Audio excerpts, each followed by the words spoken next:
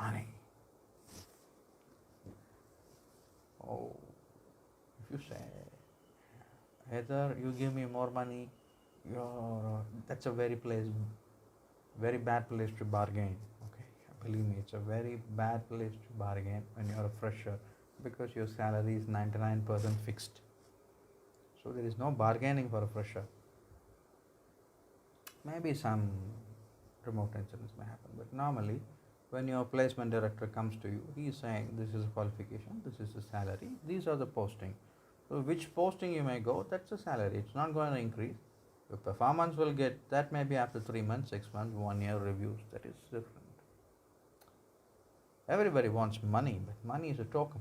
Just with a token, what to do? I don't want to go into the philosophy of that. You keep your money, but right now it's not time to show your pocket. It's time to show your head. So don't give money as the only reason. Money is a reason, but not the only reason. Please understand this. When HR asks you for the money and salary, you can use some other terms. We will have a separate question over it. How to, oh, not really, but how to ask for a salary. Negotiation is not a right word for a fresher, but we will have one session purely on that, how to speak about financial matters. And also, even if you're not a fresher, if you're an experienced fellow and if you're moving, then yes, there is always a negotiation. They have two numbers. This is the lowest, this is the highest, in between. So how to do that, we'll have a session. But right now, please don't splash it on the face. Just don't give any kind of uh, money cannot be the key. Okay, it can be a factor, definitely a factor, but do not show it off.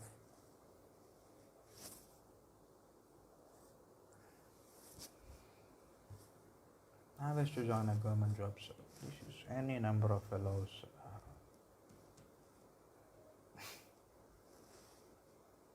Good boys, good girls.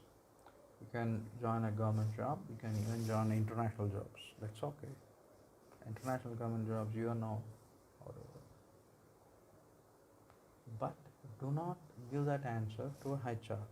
I want to work in a limited time, limited period. Because once you say that, a HR needs to spend at least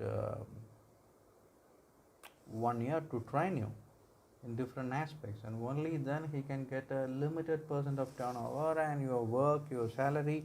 It's a long-term process. If it is an MNC, they are looking really for a long-term process. So if you give an answer which is like, I'll work for a short time with you, sir, and then I'll move, nobody will recruit you. Nobody. If you have a company, will you recruit a fellow who is saying I'll work for 3 months, or somebody who is saying, sir, I'm devoted to the job and I'll work? Well, who will you choose? Because choosing you for an interview itself is a very costly process. Somebody has to send, and all the data have to be sent, travel, now COVID time, so webinars and webcam, but still that cost, isn't it? Somebody's time is getting cost.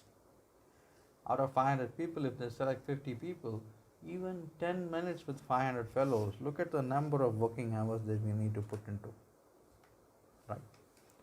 So they are very sincere.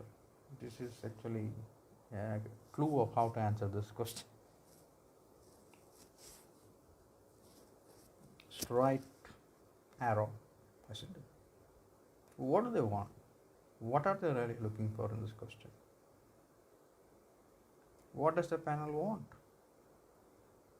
When they are asking somebody this kind of question, they are looking for commitment, they are looking for sincerity, they are looking for consistency, they are looking for discipline, they are looking for somebody who looks beyond and stays. His foot should be grounded. Your vision may be up, but your foot should be grounded. Otherwise, you will fall down, right? So, when somebody asks this question, the panel is looking for somebody who looks at a job as a long-term commitment, who looks at the job from different angles about how to do this well, what are the things we can try. Someone who can think beyond the normal limitation and still get into it. That is the exact candidate they are looking for. a committed fellow with a long term goal. So the company's goal and your goal needs to be the same. Otherwise, we can't work.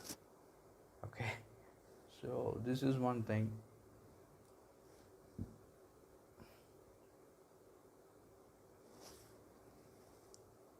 We can look at some other aspects of the company, not just a salary. So how